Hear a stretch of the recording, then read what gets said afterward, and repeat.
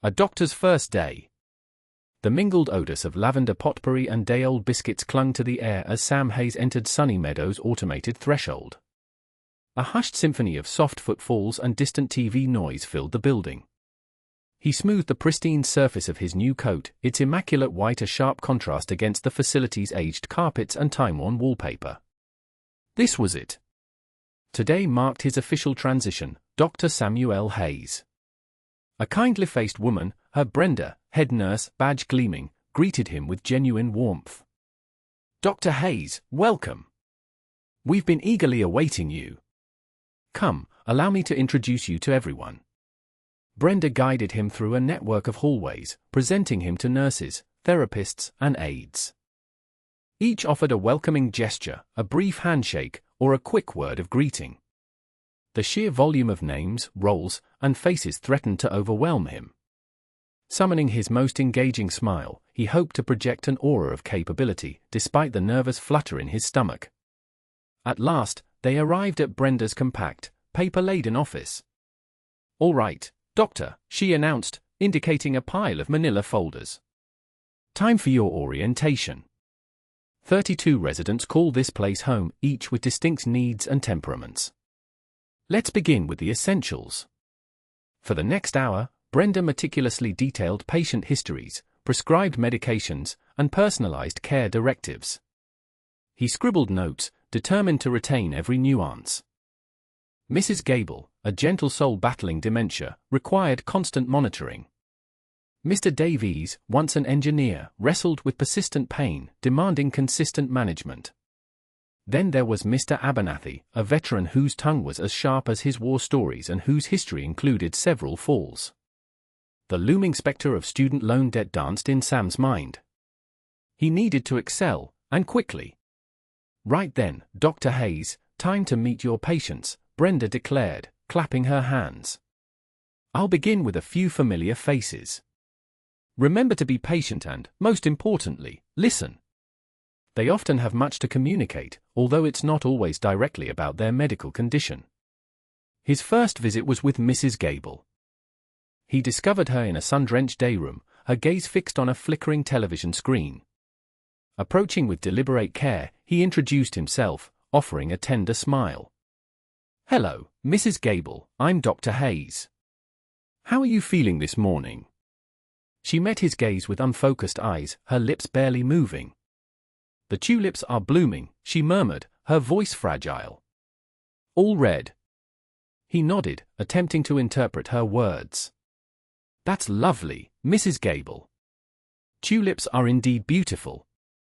After a quick examination, he noted her accelerated pulse and slightly strained breathing. He jotted down his observations, wondering if it indicated anxiety or something more severe. The pressure was mounting. Next, he called on Mr. Davies. The retired engineer sat in his room, engrossed in a crossword puzzle, his face a roadmap of chronic discomfort. Sam reviewed his medication, carefully adjusting the dosage and timing. Mr. Davies complained about a particularly elusive clue, and Sam dedicated a few moments to helping him crack it. A small gesture, but one he hoped brought some relief. Finally, he approached Mr. Abernathy's quarters with a surge of apprehension. Tales of the old man's cantankerous nature and biting wit preceded him. He rapped lightly on the door. "Enter," came a gravelly voice. Inside, Mr. Abernathy sat in his wheelchair, his gaze directed out the window. His eyes were keen and penetrating, his expression inscrutable. This was the crucible. This was where he proved himself, or failed. He drew a steadying breath and began. "Mr. Abernathy, I'm Dr. Hayes. I'm here to see how you're doing." The quiet corner. Dr. Sam's white coat billowed behind him as he practically sprinted down the linoleum hallway. Room 214, Mrs. Gable with her perpetually elevated blood pressure, then 217, Mr. Henderson and his phantom leg pain. He was already 15 minutes behind, and the waiting room was starting to resemble a disgruntled hornet's nest. He could practically feel Mrs. Abernathy's laser-like stare burning into the back of his skull. He scribbled a quick note on Mrs. Gable's chart, re-evaluate meds next week, and practically flung himself out the door. He needed coffee. Strong coffee. And maybe a vacation. Rounding the corner towards 217, he almost tripped over a pair of worn, brown leather boots. He caught himself just in time, a muttered curse escaping his lips. Sitting in a faded armchair tucked into the far corner of the hallway, almost blending into the pale yellow walls, was Mr. Arthur Peterson. Mr. Peterson was staring out the window, his gaze fixed on the bare branches of the oak tree outside. The late afternoon sun cast long shadows across his face, highlighting the deep lines etched around his eyes and mouth. He looked lost. "Mr. Peterson," Sam said, a little too loudly. He winced internally. Patience was a virtue, his grandmother used to say. A virtue he clearly lacked at this particular moment. The old man didn't respond. Sam cleared his throat and tried again, this time a little softer. "Mr. Peterson, are you all right?" Still nothing. Sam's frustration simmered. He glanced at his watch. 5 more minutes wasted. He had a waiting room full of patients and a mountain of paperwork threatening to bury him alive. He walked closer, placing a hand gently on Mr. Peterson's shoulder. The old man flinched slightly, his eyes blinking rapidly as if surfacing from a deep sleep. "Oh," Mr. Peterson said, his voice raspy. "Dr. Sam. Didn't see you there. Are you waiting for something, Mr. Peterson?" Sam asked, trying to keep the impatience from his voice. Mr. Peterson blinked again, his eyes unfocused. "Just thinking," he said, his voice trailing off. Sam sighed inwardly. Another one. Another patient whose mind was starting to slip away. He didn't have time for this. He had real medical issues to address. He glanced back down the hallway, half expecting to see Mrs. Abernathy bearing down on him. "Well, try not to block the hallway, Mr. Peterson," he said, a little sharper than he intended.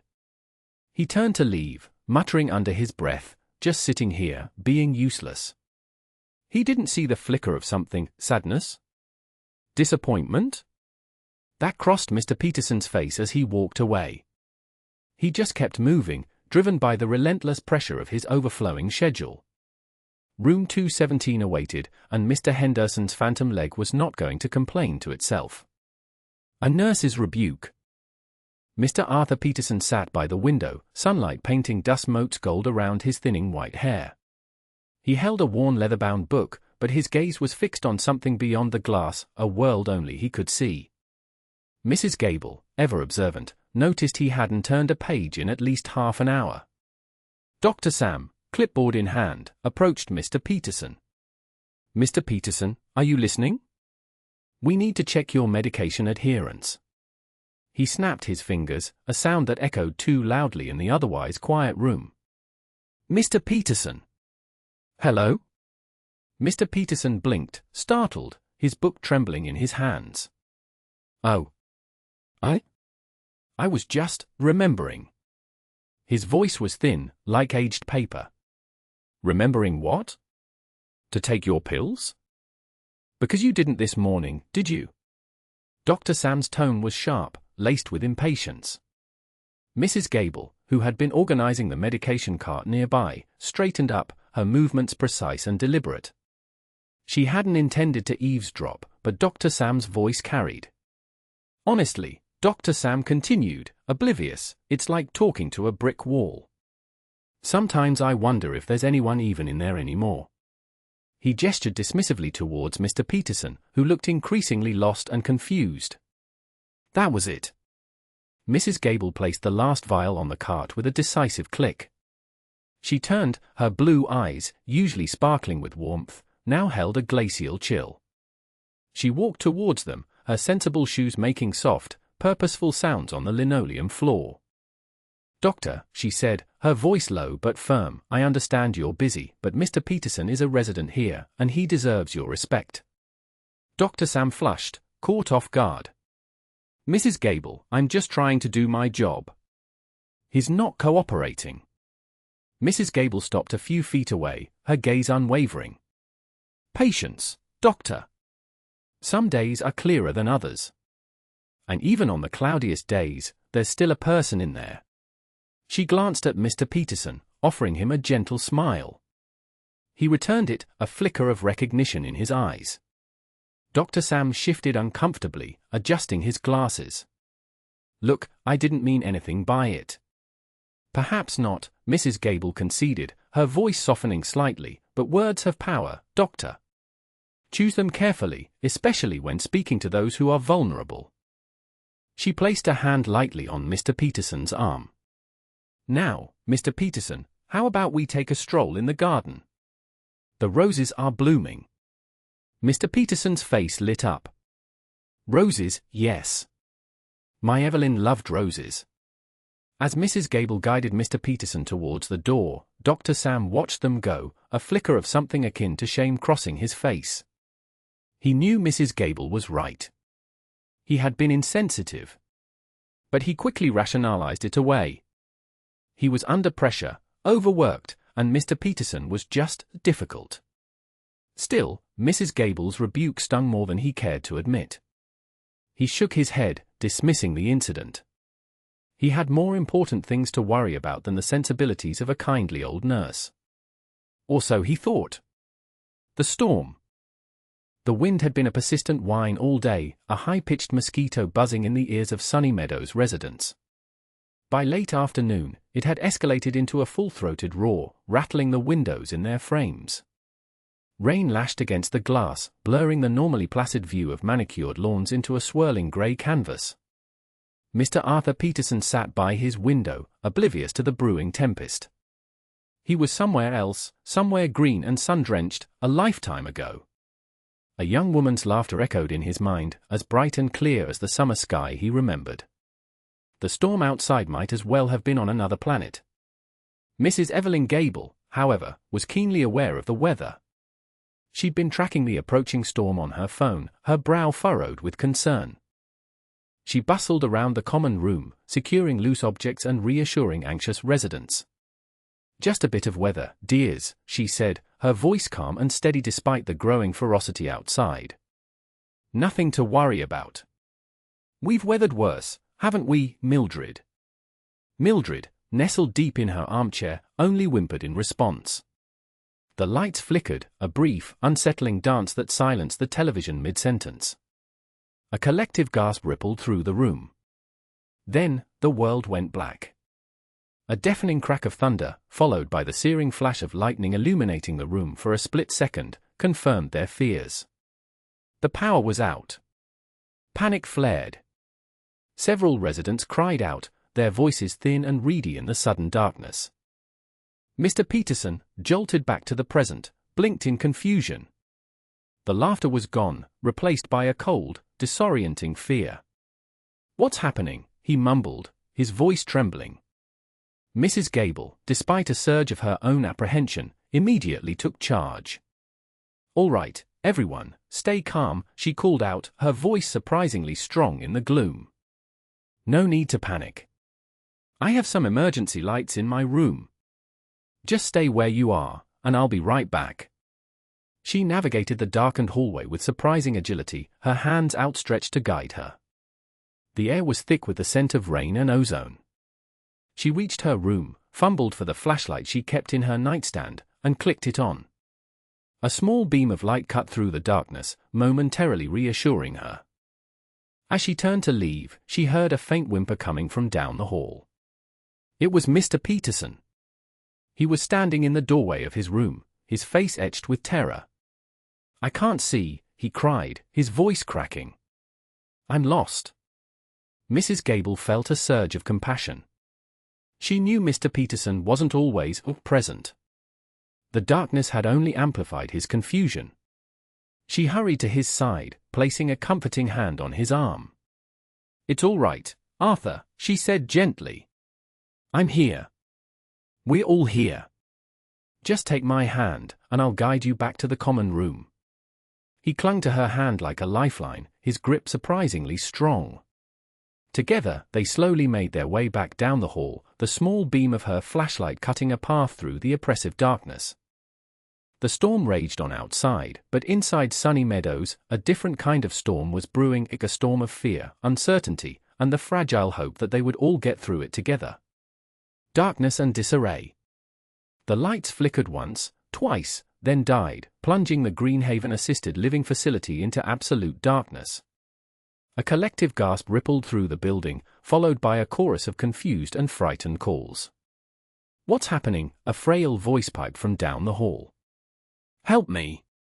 "I can't see," another cried, laced with rising panic. Mrs. Gable, who had been enjoying a quiet evening with a book, was on her feet instantly. "Everyone, stay calm," she called out, her voice surprisingly firm. "It's just a power outage. We'll get through this together." She fumbled for her emergency flashlight, a small but powerful lead she kept in her nightstand drawer. The beam cut through the darkness, offering a small circle of reassurance. She moved into the hallway, her sensible slippers padding softly on the carpet. "Margaret? Is that you calling?" Mrs. Gable asked, directing the light toward a doorway. "It's all right, dear. I'm here." Margaret, a resident with failing eyesight, was clinging to her walker, her face etched with fear. "Mrs. Gable, I'm so scared. I can't see anything." "I know, dear, but there's nothing to be afraid of. Just take a deep breath. I'm going to find someone to stay with you." Mrs. Gable squeezed Margaret's hand, then moved on, her flashlight beam dancing across the walls. She found two of the night staff huddled together, their faces pale in the dim emergency exit lighting. "Right, we need to get organized," Mrs. Gable said, her voice leaving no room for argument. "Sarah, check on the residents on the east wing. Michael, see if you can find the emergency generator switch. I'll start rounding up candles and making sure everyone is safe." Meanwhile, in his small office, Dr. Sam frantically tried to revive his computer. It was dead. He swore under his breath. All his patient records, his diagnostic tools, everything was useless without power. He reached for his stethoscope, a cold comfort in the digital darkness. How was he supposed to monitor Mr. Abernathy's heart condition, or check Mrs. Peterson's oxygen levels? His modern medicine felt suddenly, shockingly, inadequate. Back in the hallway, Mrs. Gable was a beacon of calm. She located a box of candles and matches in the supply closet and distributed them to the staff. She moved from room to room, offering words of comfort and reassurance. "It's all right, dear," she said to a trembling Mrs. Rosen. "Just a temporary setback. Think of it as a grand adventure." The flickering candlelight cast long, dancing shadows on the walls, turning the familiar hallways into a labyrinth of mystery. A sense of unease settled over the facility, heavier than the darkness itself. The residents, normally soothed by the hum of routine and the glow of screens, were now adrift in a sea of uncertainty, their fears amplified by the absence of light. And Dr. Sam was now realizing that he was not as capable as he thought he was. A voice in the dark. The blackness descended like a suffocating shroud. Mrs. Gable thumbed the flint on her lighter, its tiny spark fractured the abrupt stillness after the generator's death rattle. A frail, amber light bloomed, painting the petrified faces around her. Arthur Peterson clutched her arm, his breath shallow and uneven. "Evelyn," he rasped, his voice a mere thread, "what's going on? What are we going to do?" She squeezed his hand, a steadying gesture. "It's all right, Arthur. Just a blackout. We'll manage." She surveyed the room, a panorama of chaos, toppled furniture, discarded magazines, the stark terror etched onto every face. Dr. Sam lingered near the emergency exit, his youthful features betraying a crippling uncertainty. Then a sound ripped through the fear, a deep, guttural rumble. All eyes snapped to Mr. Peterson. He still gripped Evelyn's arm, yet his stance had transformed. His spine had straightened, his chin lifted. "Enough," he declared, the single syllable ringing with unforeseen command. The room went silent. Even the wind seemed to pause beyond the walls. "Panic solves nothing," Mr. Peterson continued, his gaze sweeping over the occupants, holding each captive in its intensity. "We need composure and assessment. Evelyn, the emergency broadcast system, is it operational?" She gaped at him, momentarily robbed of speech. Yes, Arthur, but... Excellent. Fetch it. Sam, his voice gained an edge, addressing the young physician. Examine the generator. Determine the malfunction. Your medical training implies some degree of mechanical understanding, wouldn't you say? Startled by the abrupt order, Dr. Sam stammered, Yes, sir. I'll take a look. He moved toward the utility room with newfound purpose, galvanized by the unexpected directive. The rest of you, Mr. Peterson announced, his tone firm yet laced with kindness, away from the glass. Gather blankets, cushions.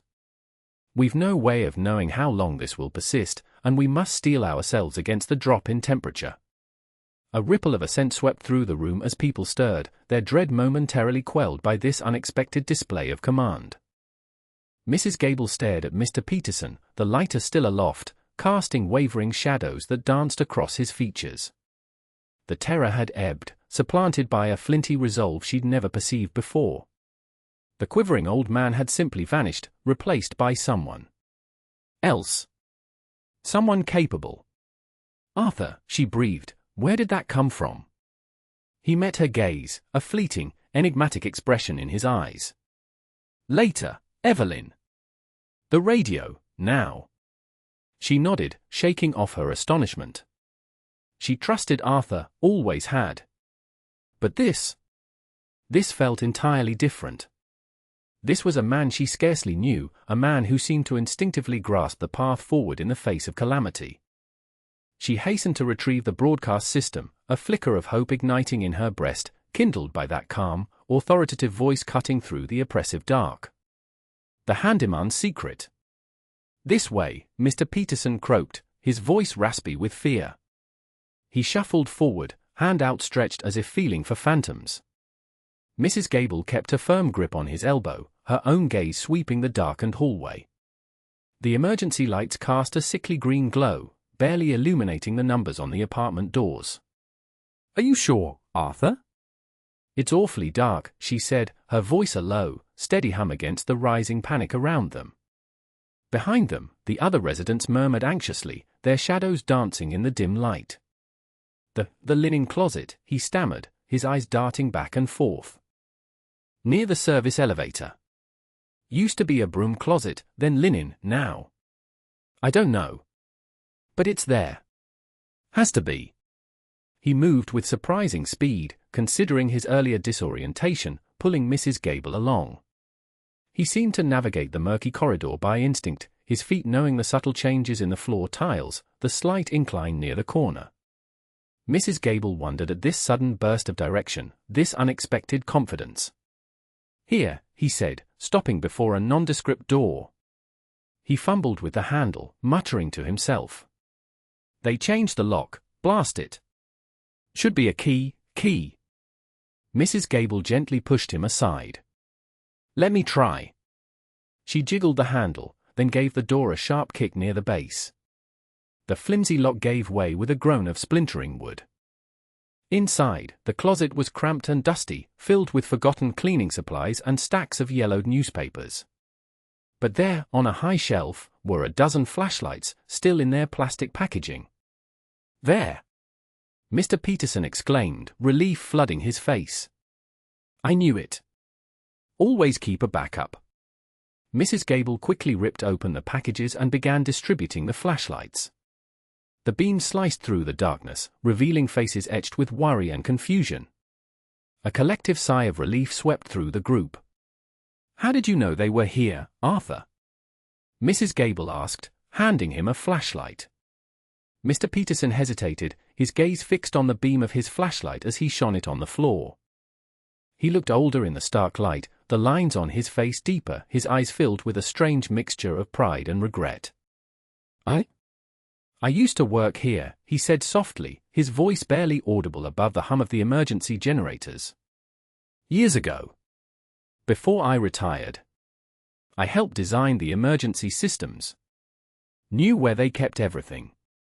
The flashlights, the fire extinguishers, the evacuation routes. He raised his head, his eyes meeting Mrs. Gable's. They changed things, of course. Added new wings, renovated the old ones. But the core is still the same.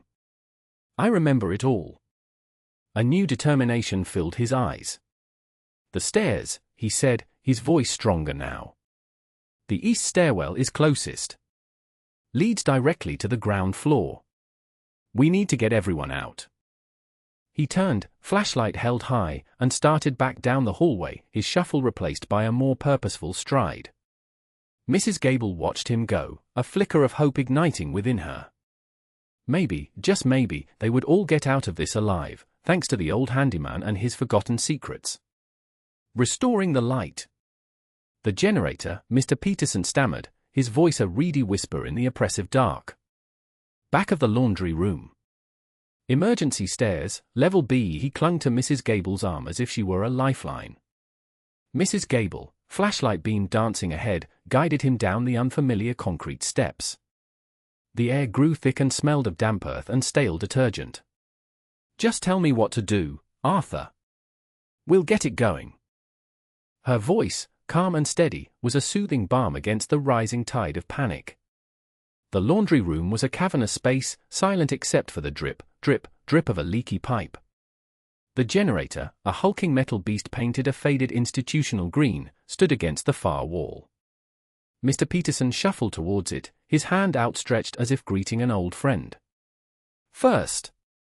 The fuel line, he mumbled, his fingers fumbling. Check the fuel line. Mrs. Gable followed his instructions, her flashlight illuminating the thick rubber hose connecting the fuel tank. Looks clear, Arthur. Then. The choke. Pull the choke. His breath hitched.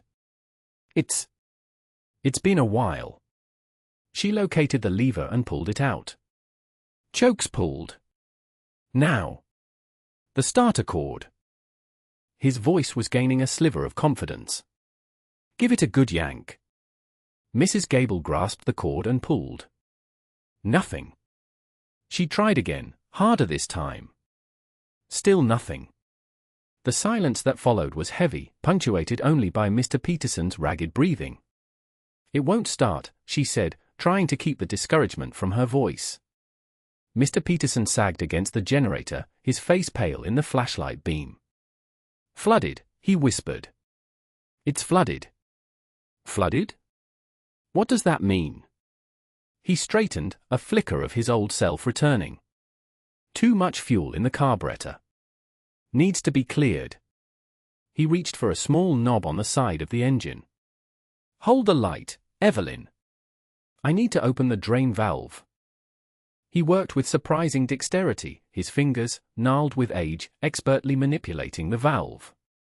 A small amount of fuel trickled out. Now, try the starter again. Mrs. Gable pulled the cord. This time, the engine coughed, sputtered, and then roared to life, filling the laundry room with a deafening rumble. The single bulb above the generator flickered, then blazed with a weak, yellow light. They stood there for a moment, bathed in the meager illumination, relief washing over them. Mr. Peterson leaned heavily on Mrs. Gable, his body trembling. We did it, Arthur, she said, patting his arm. We got it going. As they made their way back upstairs, the emergency lights flickered on in the hallways, casting long, distorted shadows. Residents emerged from their rooms, blinking in the sudden brightness. Murmurs of gratitude and relief rippled through the corridors. Dr. Sam stood near the reception desk, watching the scene unfold. He saw the way the residents gravitated towards Mr. Peterson, their faces alight with admiration. He saw the quiet pride in Mrs. Gable's eyes. A wave of shame washed over him, hotter and more consuming than the darkness had been. He had dismissed them, these elders, as frail and useless. Now, they were the ones who had restored the light. A doctor's apology. Mrs. Gable's voice, sharp yet laced with concern, sliced through the room's stagnant air. Doctor, she began, her gaze fixed on him, Arthur is more than just a patient. He was a signalman in the Pacific. Risked his life amidst the chaos to maintain vital communications. He witnessed horrors no one should see. Dr. Sam, who had been lurking near the exit, froze. The clinical glare of the fluorescent lights amplified the sudden pallor of his face. His eyes flickered to Mr. Peterson, whose trembling hands and darting gaze betrayed a mind adrift in a sea of anxieties. After the war, Mrs. Gable continued, approaching Mr. Peterson and offering a comforting touch, he became a brilliant engineer. He didn't just build structures, he crafted connections. Bridges that conquered vast rivers, linking communities for decades. His contributions outweigh those of many. A heavy quiet descended, thick with the metallic tang of antiseptic and the palpable fear clinging to the corners of the room. Dr. Sam's Adam's apple bobbed as he swallowed. The veneer of youthful self-assurance that typically cloaked him seemed to crack under Mrs. Gable's quiet strength.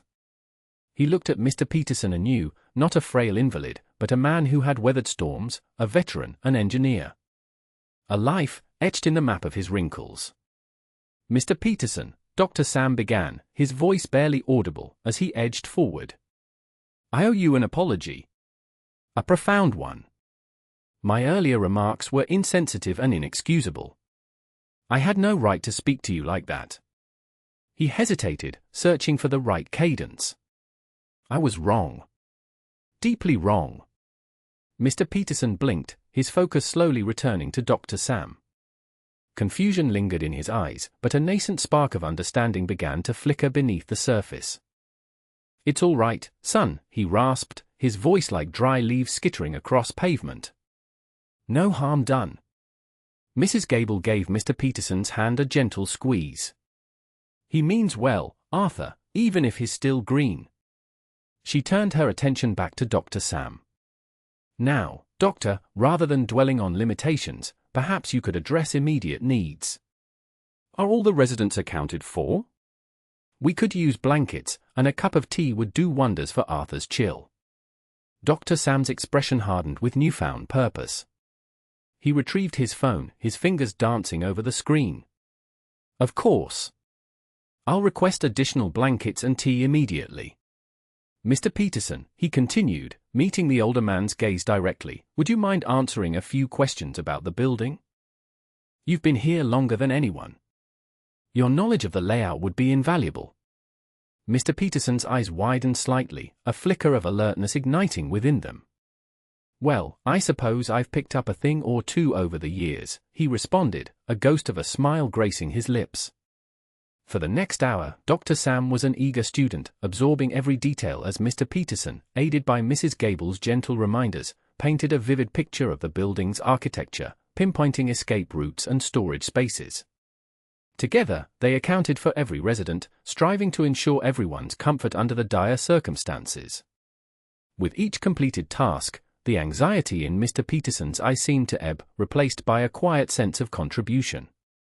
As Dr. Sam helped a frail Mrs. Henderson settle into a comfortable chair, swaddled in extra blankets, he caught Mrs. Gable's knowing glance. In that moment, he realized he had gleaned more wisdom in the preceding hour than he had absorbed in months of formal training.